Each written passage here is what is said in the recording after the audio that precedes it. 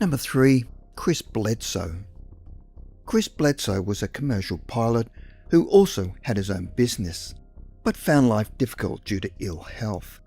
He suffered from an incurable condition called Crohn's disease, which he'd had for 15 years, and found life extremely painful. On the evening of January the 8th, 2007, Chris went fishing with his 7-year-old son, Chris Jr., and 5 workmates, and on that particular evening was not feeling too good and decided to go off hunting by himself, whilst his son and the other men stayed at the lake fishing. As the sun was setting, he came upon an open field and suddenly encountered 2 round objects the size of a bus sitting about 100 feet above the trees. He described the colour of the objects as orange liquid fire, and being a pilot, he said they were certainly not of this world. His emotions were of deep, deep fear, and up until that moment he had never ever thought of UFOs, and they had never ever entered his vocabulary. At this stage, he had become so frightened that he'd squatted down to avoid detection. Chris looked around for any means of escape, but as he looked back up, the sky appeared to open up like a zip, and then a 3rd object had joined the other 2, and at that very moment, he knew that he'd been seen by them. He was now so fearful that he suddenly found himself running, and eventually made his way back to the other men, and proceeded to tell them what he'd just experienced. His friends claimed that they'd been looking for him for hours, but to Chris, he felt he'd only been gone for about 20 minutes. He later found that he'd been missing for 4 hours. Chris asked where his son Chris Jr. was, and his friends said that he'd gone out looking for him. Chris then went in search of him and eventually found it in a panicked state, where he too had experienced unusual happenings. His son claims to have come upon 2 small beings who appeared to be red and glowing, wearing what looked like swimming goggles, and were about 3 feet tall. His son claims that as he was observing the aliens picking up cans and bottles, they suddenly spotted him. Then one of the aliens just stared at him, whereupon Chris Jr. suddenly became paralysed. He could not even scream.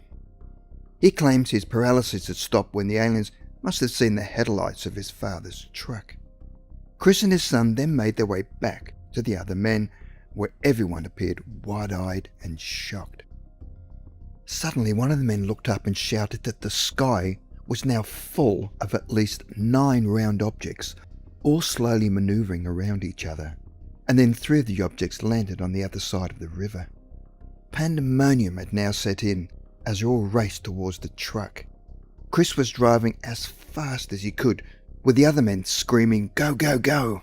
Suddenly, one of the men looked up and shouted that the sky was now full of at least 9 round objects, all slowly manoeuvring around each other, and then 3 of the objects landed on the other side of the river.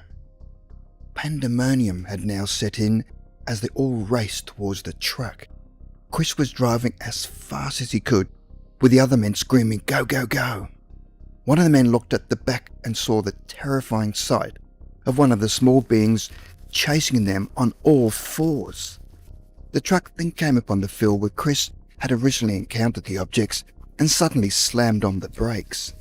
They were now observing 2 fiery objects sitting above the trees. They were so terrified they all thought the world was coming to an end.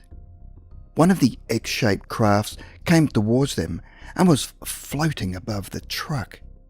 The object was totally silent and then shot off into the sky.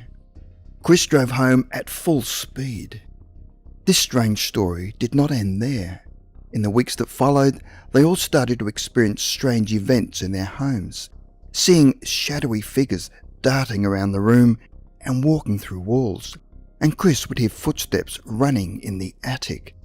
After the incident, the other man went silent, and Chris had trouble trying to communicate his experience to his wife. Meanwhile, his son remained traumatized by the whole event. For the next year, Chris kept the whole incident to himself and suffered depression. The strangest thing was that ever since that night, when he had lost 4 hours of his life and had obviously been abducted. He no longer suffered from Crohn's disease, which he'd had for so many years. It had completely gone. Number 2. Dr. Fred Bell. In 1971 in Southern California, Dr. Fred Bell and 2 of his friends were the victims of a bomb explosion. All 3 were injured, where Dr. Bell was thrown off his feet and lost consciousness. He was rushed to Laguna Memorial Hospital. When he awoke, he discovered that his left hand, upper left shoulder and neck were badly burned. He also sustained a minor skull fracture and many painful bruises all over his body. What is unusual about this case is that Bell claims to have been in contact with human-looking aliens since childhood, called Pleiadians, and this had continued throughout his life. Bell claimed that they had always assisted him throughout his life with warnings and advice. At one time, they gave him a necklace called a receptor, which they said would protect him. While he was lying, battered and bruised in hospital, he felt the necklace start to heat up and sent an energy throughout his whole body, and within minutes, he was completely healed. It was shortly after this event that he was visited by friends who watched in total amazement as he slowly removed his bandages, revealing no wounds. He was totally healed. The hospital physicians ran tests over his body but could find no answer to his miraculous cure. One of the physicians said, "This is impossible. You have no trace of the severe burns that had damaged your left hand, upper left shoulder and your neck. There is no longer evidence of a skull fracture, and your bruises have gone. How did this happen?" Because of the sudden and miraculous healing, the doctor then accused Bell of faking his injuries. Bell was now in perfect health and was released from hospital. Bell did not dare tell the doctors about the necklace, which had somehow cured him with its unknown energy. Number 1. Howard Menger. Ever since he was a little boy, Menger had a regular contact with aliens who claimed they were from various planets in the solar system, and in some cases came from different vibratory planes. Over the years, Menger claims to have had a lot of contact with aliens. He was even taken aboard a UFO and given a tour of the moon. He was told many predictions which later came true. Menger also claimed to have received a healing from the aliens. In April 1945, Howard Menger was a soldier during World War II and was on the Pacific island of Okinawa in the Pacific Ocean. After American warplanes had bombed the island, the American infantry were unable to take control. It was during this period when Menger was seriously wounded. As he was patrolling the airstrip, a shell from a nearby island landed on the airstrip. Menger then fell to the ground for protection. After the explosion, he thought he had escaped injury, but then felt something stinging in his right eye. He then put his hand to his eye and pulled out a piece of shrapnel. Although he received prompt medical treatment, his eye became badly infected and he lost sight of his right eye. Unfortunately, Menger's eye infection was so severe it quickly spread to his other eye, and Menger was now totally blind in both eyes. It was at this low moment in his life that something happened in the hospital tent, where he was visited by an unidentified lady. Menger asked if she was a nurse, but she didn't reply, and told him that he was the one she had come to see, and was amazed that she seemed to know a good deal about him, and assured him that his sight would be restored. It was at this time that Menger felt that she was one of his extraterrestrial friends and was sent to help him. Gradually, Menger's sight returned, and he miraculously regained his sight. He was also able to see the woman who had come to assist him, and saw an attractive woman dressed in an army nurse's uniform, and although she had helped him greatly, she never made herself known directly. The nurse did however say to Menger that he would later meet someone very important. And a short time later, he had a strong urge to drive to a remote area of the island, where he met a human-looking extraterrestrial who told him that a terrible bomb would shortly be dropped. She was talking about the bombs that would hit Hiroshima and Nagasaki. The alien told him that we have been spending a lot of time healing and conditioning you and preparing you for your work to come. Howard Menger went on to write books and died in 2009, aged 87. If you're enjoying this video, don't forget to hit like. It really helps to keep the channel growing. And if you're new here, subscribe and tap the bell icon so you never miss our latest videos. We've got lots of strange and fascinating stories coming up, and we'd love to have you along for the journey. Many alien abductees recall their disturbing memories of being abducted by aliens while under hypnosis. Terrifying experiences of painful physical experimentations by alien encounters come flooding back that these abductees would rather forget. Many abductees recollect time spent on an alien spacecraft where they are often paralyzed while various types of alien beings probe them in unthinkable ways that treat them like a science experiment. The evidence of alien abductions is sadly too realistic, with many people having alien implants removed from their bodies, as well as skin burns and scars that mysteriously appear. Join us as we find out the mysteries of this weird world and discover these 7 warning signs you're being abducted by aliens. Number 7. Lost time. A common occurrence linked with alien abductions is loss of time.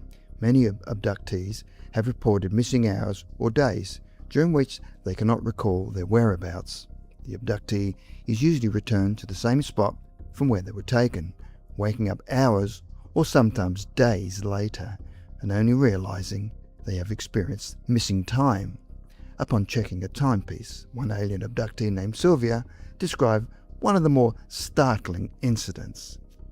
I've been invited to lunch by one of my closest friends who was in town on business, and remember being so excited to see her. After getting dressed, I made my way to the front door. It was noon and the restaurant was only 10 minutes away, so I was sure I would be on time for our 1 o'clock lunch date. I remember pulling my keys from my purse and reaching for the front door handle. The next thing I knew, I woke up on my bed, my keys still in my hand, and the time on my alarm clock was 3:20 p.m. I'd lost almost 3 hours. Sylvia quickly went to her phone and checked the messages on her machine. My friend had called me twice, wondering where I was, as I'd obviously missed our lunch together. To this day, I still don't know what to tell her. Number 6. Sleepwalking. Sleepwalking is a normal phenomenon, affecting millions of people. However, alien abductees who have no prior symptoms of sleepwalking suddenly experience this condition seemingly overnight. Their family members often find them in various places around their home, where they guide them back to bed. A son of an alien abductee explained how his mother would walk out of her bedroom with a terrified look on her face. She would be rubbing her hands together as if she was freezing and trying to warm herself, although the temperature in the house was comfortable. I could hear her mumbling to herself and saying, "It's time to go, it's time to go." Number 5. Unexplainable blood. Are you waking up from your sleep and finding blood stains in your bed? If you regularly wake up to find small drops of blood on your pillow or on your bed sheets, this may be a sign of having been abducted. Of course, a common explanation of this is nosebleeds. However, alleged abductee Sylvia Weinroth recalled, after undergoing light hypnosis, multiple abductions by short grey creatures in the summer of 1999. Finding unexplainable blood was her first indication. She states, "Each night I go to sleep, I completely covered myself with the bedding. However, I started to wake up in the morning and I was lying on top of my sheets and blanket. Several times I looked down and saw little red spots near my feet. As I looked closer, I discovered it was blood. I looked all over my legs but couldn't find any wounds or cuts. Then I inspected my entire body for the origin of the blood, but found nothing that could explain it." She started suffering from dizzy spells and visited her doctor, who found a possible explanation. She said, "After almost fainting from dizziness, my son took me to the doctor. They ran tests and discovered that I was suffering from exsanguination. Exsanguination is a severe loss of blood. Number 4. Medical dreams. Usually, the purpose for which aliens abduct humans is to examine their bodies. Even though many abductees forget about their abductions, memories persist in the subconscious mind. Abductees will often have recurring dreams, where the individual is undergoing medical treatment or procedures. These dreams are often always confusing and terrifying, with the subjects being poked, prodded, sliced, and injected with needles. Dreamers are usually frozen with fear during these tortured dreams, with their bodies paralyzed in shock. Sylvia recalls many of these medical dreams, stating, "The most unsettling dream, or nightmare I should say, was one in which I was looking up into darkness. There was no light anywhere around me, but I could hear movement and whispers. A second later, I felt a sharp pain in my stomach. I wanted to reach out for my belly, but I was unable to move. Then I woke up from the dream, sitting up in bed with my hands over my stomach, crying. The pain in my belly was so overwhelming that I vomited several times over the next hour or so. I had no idea what was wrong, but I was certain something had been done to me." However, she recalls some dreams having a positive outcome. In another nightmare, I was again in complete darkness and felt long needles inserted into my eyes. I can't even count how many times the sharp needles entered my eyeballs. The next morning, I reached for my glasses on the nightstand and found that my vision was much less blurry, and while I didn't have a perfect sight, I was able to go through my day without the need of my glasses. They, up there, fixed my vision. Number 3. Bright lights. While under hypnosis, alien abductees have reacted in severe panic after recalling bright lights beaming down on them or through their homes before being taken.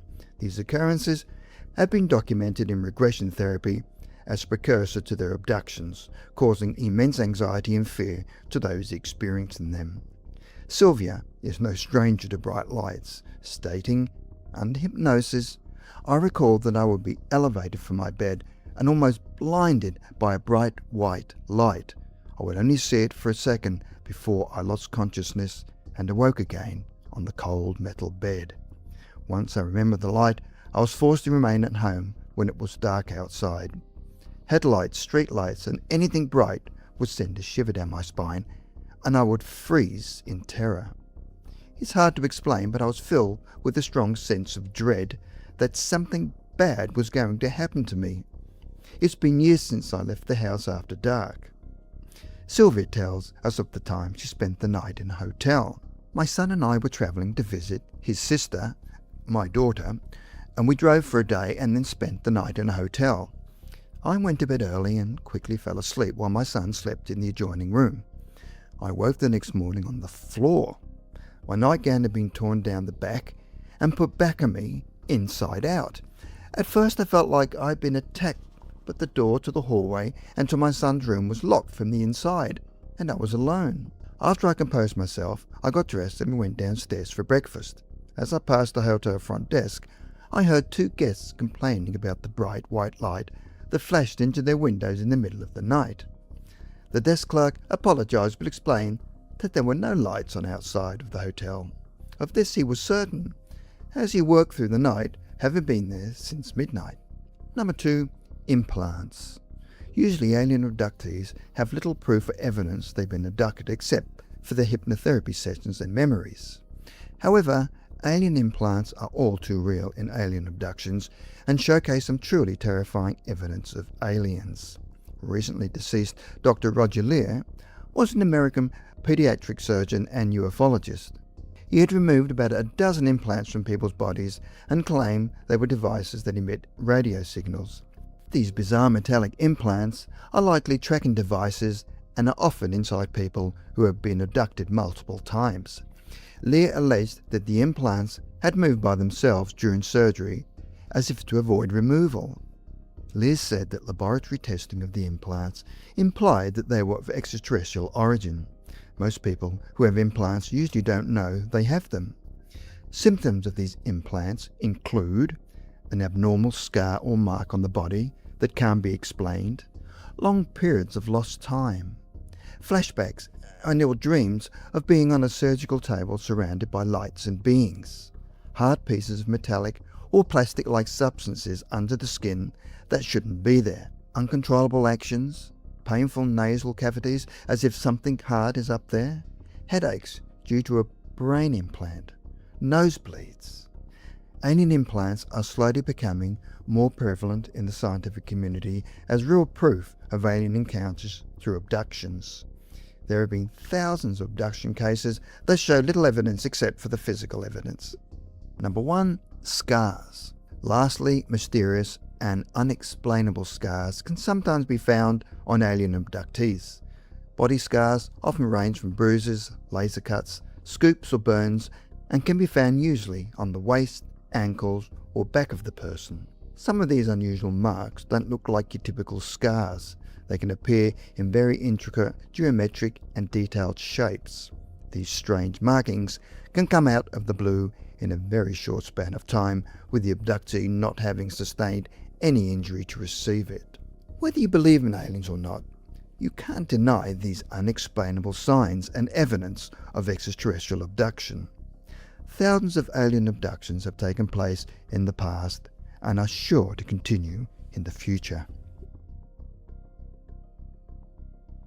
Today, when people think of UFO crashes, they generally talk about the famous Roswell incident in 1947, but that didn't really come to light until the 1970s. However, over the last 70 years, there have been many more incidents of UFO crashes, and the following are just a few of the UFO incidents that have been witnessed and covered up. Number 6. Aztec, New Mexico, 1948. For years, it was this case, and not Roswell, which was the most famous UFO crash site. In March 1948, a UFO came down mostly intact and was initially discovered by 3 young oil workers who were able to gain access to the ship and discovered the alien bodies. The US military later arrived and recovered up to 16 alien bodies, small, human-like, but dead and burned. They dismantled the 100-foot diameter craft that appeared to have no rivets, bolts, or seams, and took it to Hangar 18 at Wright Field in Dayton, Ohio, to study. Witnesses were sworn to secrecy by the military. However, one major witness was Baptist preacher Solomon Brown, who was actually asked by the military to say a prayer over the deceased aliens. Later that evening, he called his deacon to say what had happened and that what he experienced changed his whole view of existence, and he broke down in tears. The CIA, FBI, US Air Force, and US Army then constituted a cover-up whose sole purpose was to surround the Aztec story with a smokescreen of lies, misinformation, and destructive allegations. Number 5. Kingman, Arizona, 1953. On May the 18th, 1953, an officer on duty at an airbase control tower picked up something strange on the radar when the object suddenly lost altitude and went off the screen. So he and some others jumped in a jeep to try and locate where this object had crashed, and eventually located a domed disc embedded in the sand. The saucer was found relatively undamaged and was approximately 30 feet in diameter. Nearby was a small dead humanoid figure about 4 feet tall. One of the first Air Force military response men was the late Colonel Wendell Stevens, who witnessed the craft along with various scientists who were driven to the site in a bus with blacked-out windows, and when they arrived, was being guarded by the military, who, after checking off their names, each scientist was then allocated various parts of the ship to examine. One of the scientists apparently spent 2 days at the site and determined that it was not made on Earth. Number 4. Las Vegas, 1962. On April the 18th, 1962, an unidentified and very fast object was tracked by the military moving across the United States from Oneida, New York, and west to the outskirts of Las Vegas. The sighting took 32 minutes, giving the object a speed of 4,500 miles per hour and caused interceptor jets to be unscrambled. It appears to have landed at Eureka, Utah as a glowing orange oval, giving off a whirring sound, and appears to have disrupted a local power station and was witnessed by several people. It then rose up and headed towards Nevada, where it was witnessed by people in Reno and was later located east of Los Angeles, where it vanished off of the radar. It then exploded near Mesquite, Nevada, as it was being pursued by the jets. An officer at the nearby Nellis Air Force Base later claimed that he and 30 others were driven to the crash site in a bus with blacked out windows. However, one of the windows were not entirely covered, and he witnessed a damaged saucer-shaped object. Number 3. Kecksburg, Pennsylvania, 1965. On the evening of December the 9th, 1965, a bright object streaked eastward across Canada, Michigan and Ohio before hitting the ground near the small town of Kecksburg, and was witnessed by thousands of people. The military was soon at the site and set up a restriction zone.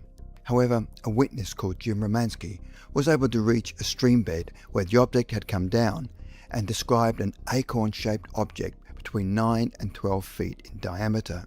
It had no wings, no visible motors, no fuselage.